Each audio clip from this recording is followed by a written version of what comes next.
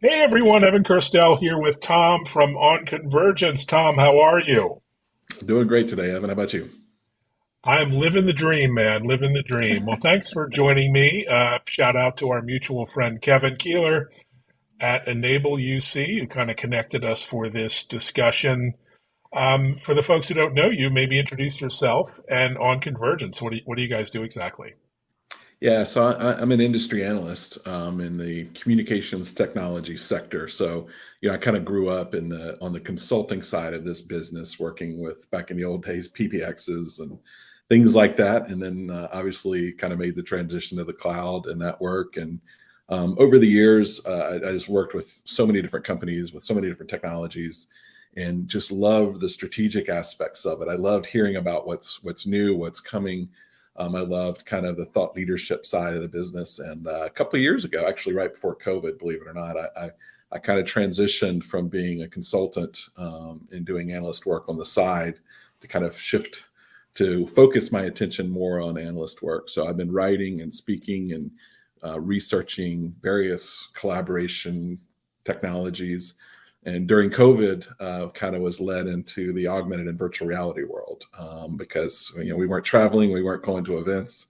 And as I tried to figure out how we're going to actually communicate, through this time and in the future, I got very interested in this technology and began to experience it for myself. So I've kind of added AR and VR as an area of expertise that I cover.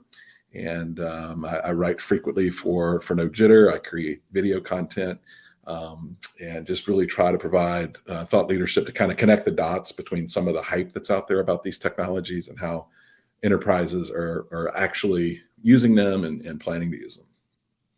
That's awesome. And so you're a rare bird. You actually can implement the technology and talk about the future as well.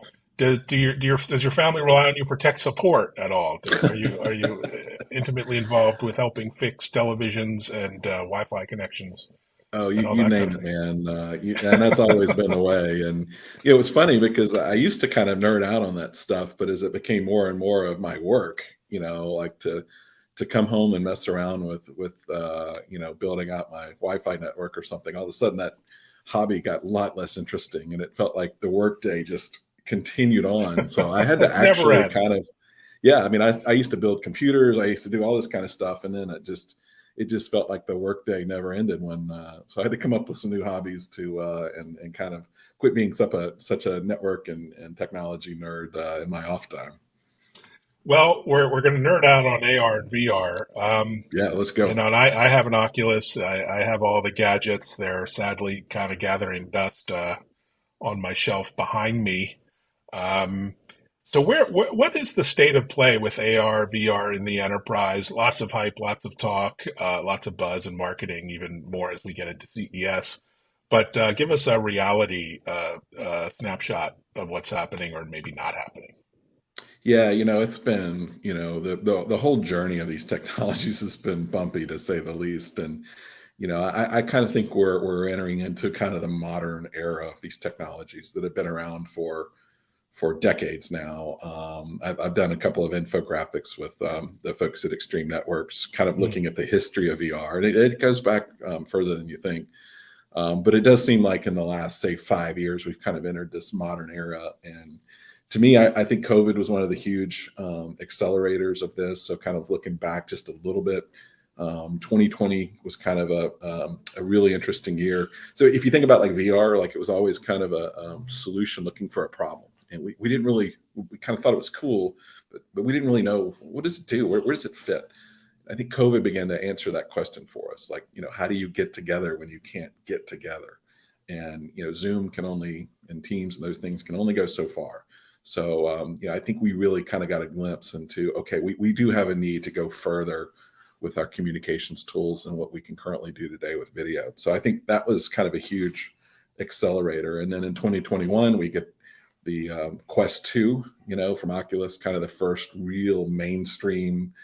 Prior to that, you really had to have like a gaming PC. You had to have pretty expensive and elaborate setup. You had to be able to kind of connect these things together. But the Quest 2 kind of gave us that, all in one kind of consumer anyone can kind of get a hold of this and experience it, and at a price point. It's been as low as $250. So it really kind of gave us our first consumer mass adopted VR device. So we're going up and up and up. And then, as we got into 2022, we've got Meta continuing to, they've changed their name. They've been promoting this technology, maybe over promoting. And just like we have kind of we had a real estate bubble, we had a technology bubble. I think we've had an AR and VR technology bubble that has burst. And so we've had this, just like we have market corrections. I think we've had a hype correction. So it's kind of like things were kind of maybe overhyped, and then especially at the second half of this year, as investors with Meta started to panic a little bit and get frustrated, and we saw some kind of mishits from Meta on some of their metaverse stuff. Then the industry just, and the analyst and the journalists turned against them in a big way. So we had this kind of correction of like, okay, we've been going up on a hype thing. Now we're going to just break it all back down. And I think as we kind of come through that kind of phase, we've kind of corrected, and now we're kind of on pace. So it's been a rough year for the industry. It's a long way to to get to that.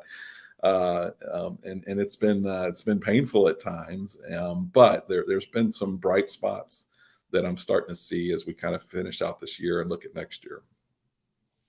Well, let's talk about those bright spots. And just as a warning, this drinking game, anytime we use the word metaverse, you're required to take a shot or drink something.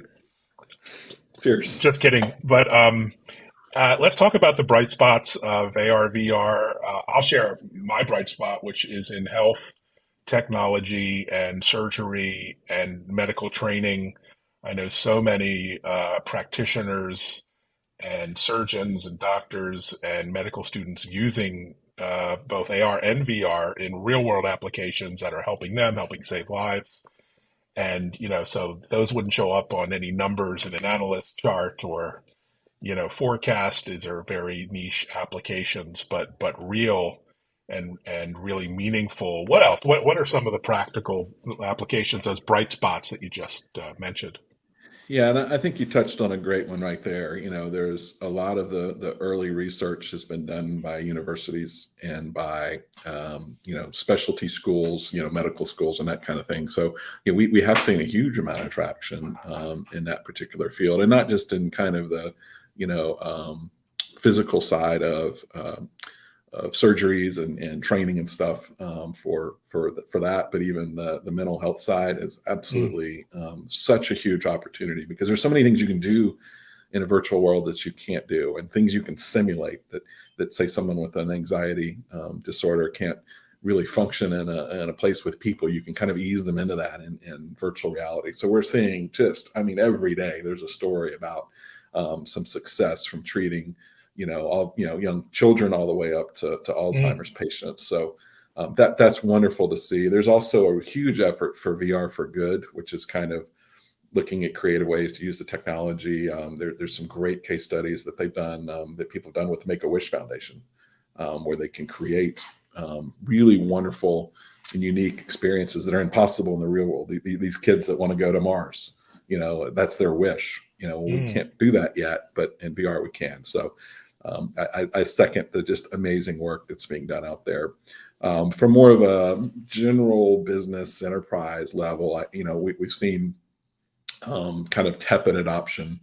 One thing I think people kind of do, and we've done it already on this call, we group augmented and virtual reality together, and they're very different. They're very different use cases and different technologies. And I think enterprises have a little bit easier time on the augmented side.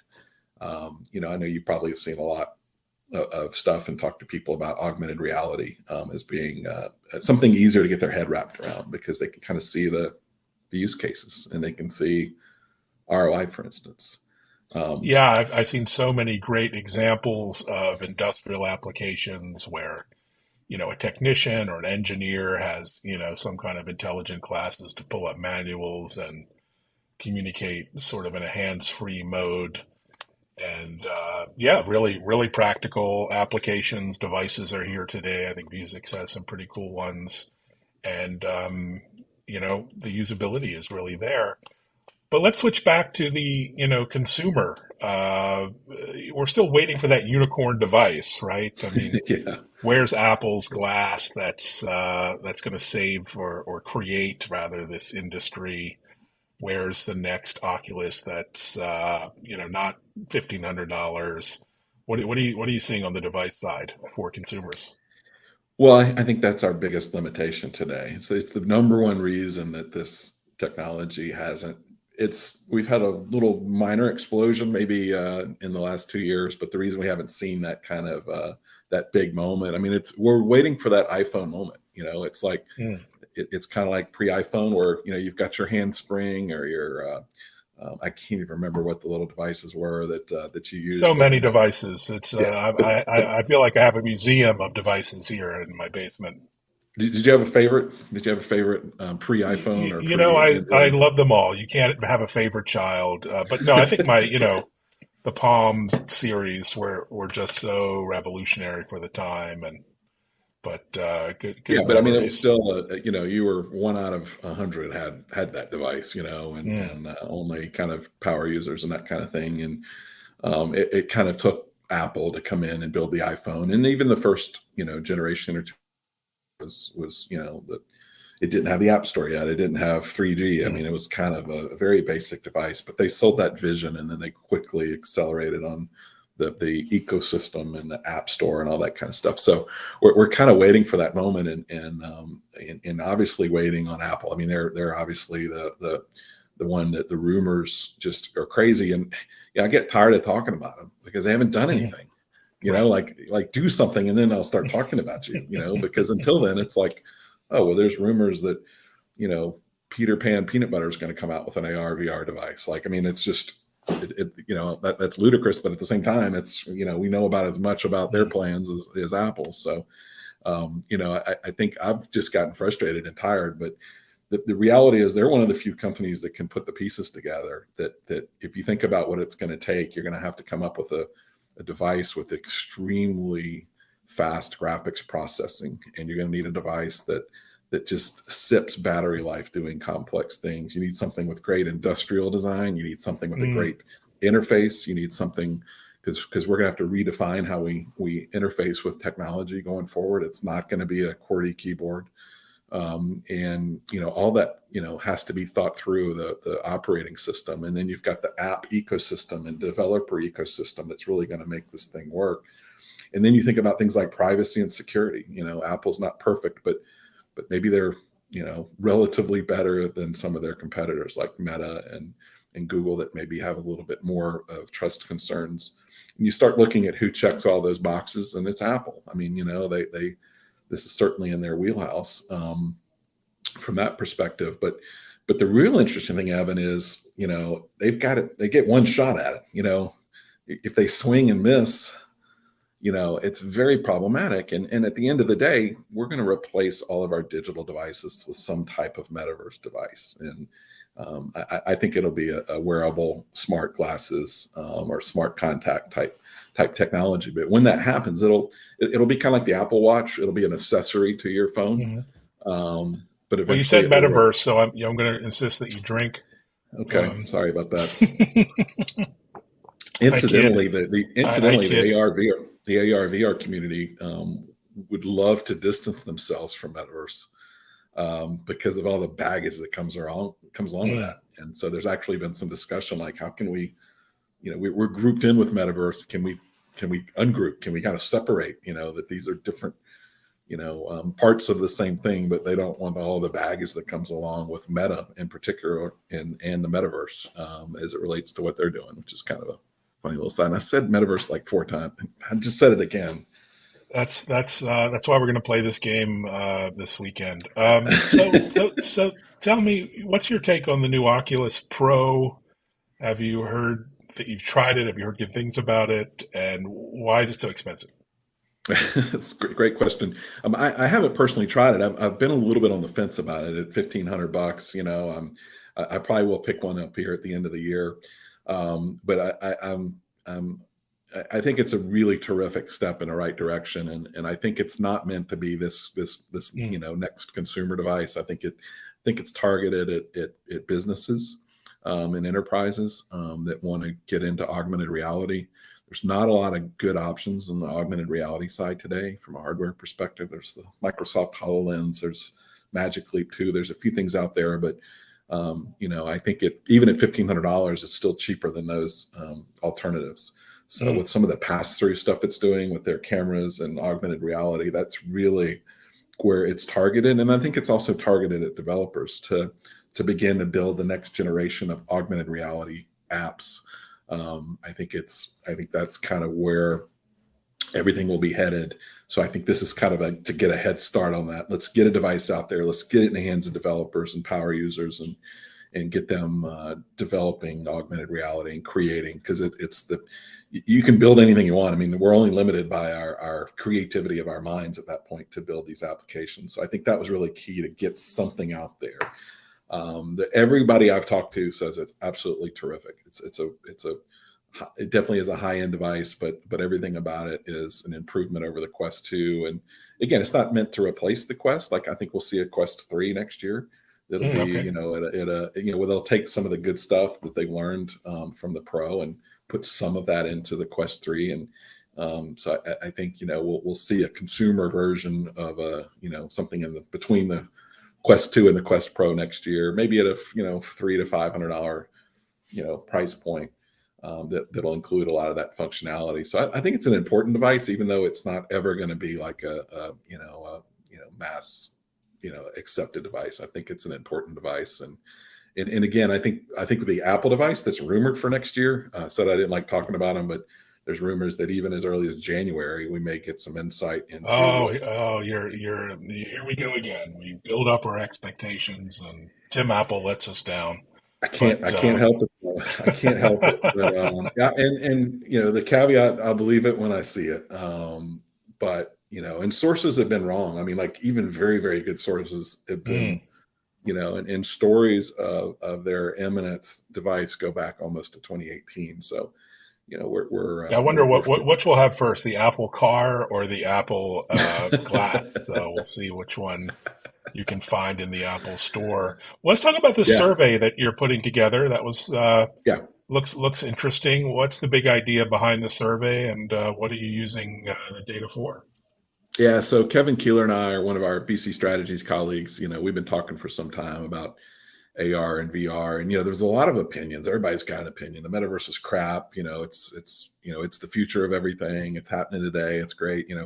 And we've been a little bit frustrated as analysts trying to get some data behind it. So, Mm. like, from a big picture, companies want to know, well, what are people doing? What are they thinking? And is it just just an overhyped deal, or is this kind of a real thing? And so as we started kind of asking those questions internally, all of a sudden we were like, man, we need to actually survey this. We need to actually go out to business leaders and figure out where is their head today around this stuff. The people that are having to make these decisions, that are looking into this, and just kind of get away from the hype, get away from what the media is reporting, and actually get some data points on two really key areas. And we surveyed AR and VR separately, by the way, just because they are so different, as I said before.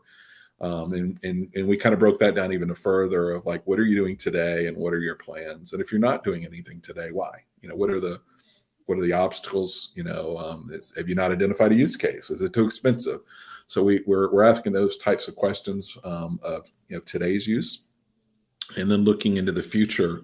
What are your future plans? What type of use cases? Who's driving that internally? Is it IT? Is it HR? Is it operations? And then kind of, what are your plans to use it? Are you looking at training? Are you looking at using it in a factory space? And then, what devices are you looking at? Are you looking at the Quest Pro for this? Are you looking at the HoloLens or Magic Leap or even a Quest 2? So we're super excited. We've got some great data back just in the early stages, and we are super excited. We'll be talking a lot about the survey results the first quarter of next year. And again, not just giving my opinion of, I think this is going to happen. We'll be able to say, look, this is what the industry is telling us is going to happen. So we're super excited about that. And I got to mention this because it's a big draw, but You talked about the $1,500 MetaQuest Pro. We are actually doing a drawing for survey respondents that Wow, would like to be in the fantastic. Well, drawing. I'll Yeah, be I'll so be entering 35 responses. So I look yeah, forward yeah, go to for it, man.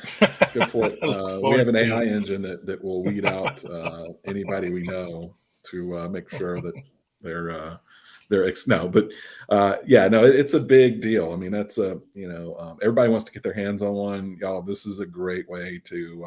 It's not a massive, this is not the lottery. You've actually got a pretty good chance to win something that's very cool. So you say that I never win anything. So I'm just doomed to failure when it comes to winning.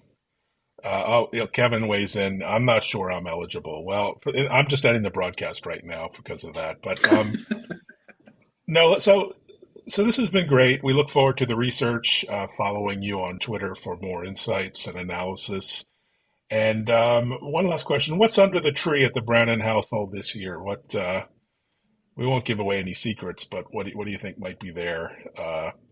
what do I want, or Yeah, is what do that you think will be under the tree, either for you, for your family, or others? hopefully a Quest Pro. That's what I told my wife that's what I wanted, and she's like, "How You are much not are they?" I said, eligible. You are ineligible for replying to the "I survey. can." I can't get that $1,500 past my wife, so I'm Yeah, SOL I, as I, far I as didn't the. either. So I went down to the $800 Apple Watch Ultra, and I don't think that one's going to make it either. But what's literally under my tree? I have a monorail. I'm a big Disney fan, so we have a monorail. So that's literally something that's under our tree, and Oh, no um, you kidding. know, yeah. So we're no, but we're yeah.